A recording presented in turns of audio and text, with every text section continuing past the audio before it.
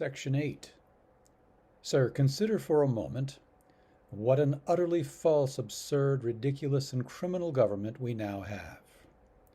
It all rests upon the false, ridiculous, and utterly groundless assumption that 50 millions of people not only could voluntarily surrender, but actually have voluntarily surrendered all their natural rights as human beings into the custody of some 400 men called lawmakers, judges, etc.,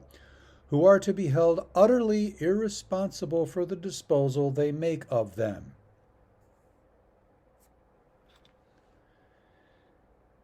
The only right which any individual is supposed to retain or possess under the government is a purely fictitious one that nature never gave him, to wit, his right, so called,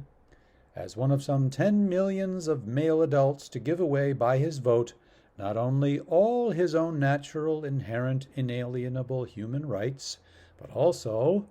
all the natural, inherent, inalienable human rights of 40 millions of other human beings, that is, women and children.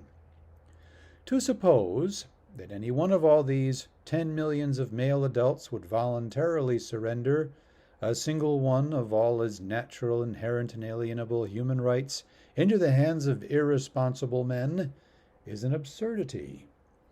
Because first, he has no power to do so, any contract he may make for that purpose being absurd and necessarily void, and secondly, because he can have no rational motive for doing so. To suppose him to do so is to suppose him to be an idiot, incapable of making any rational and obligatory contract. It is to suppose he would voluntarily give away everything in life that was of value to himself and get nothing in return. To suppose that he would attempt to give away all the natural rights of other persons, that is, the women and children, as well as his own, is to suppose him to attempt to do something that he has no right or power to do. It is to suppose him to be both a villain and a fool. And yet, this government now rests wholly upon the assumption that some 10 millions of male adults, men supposed to be compos mentis, have not only attempted to do, but have actually succeeded in doing these absurd and impossible things. It cannot be said that men put all their rights into the hands of the government in order to have them protected,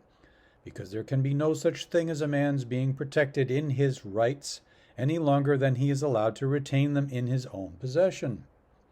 The only possible way in which any man can be protected in his rights is to protect him in his own natural possession and exercise of them.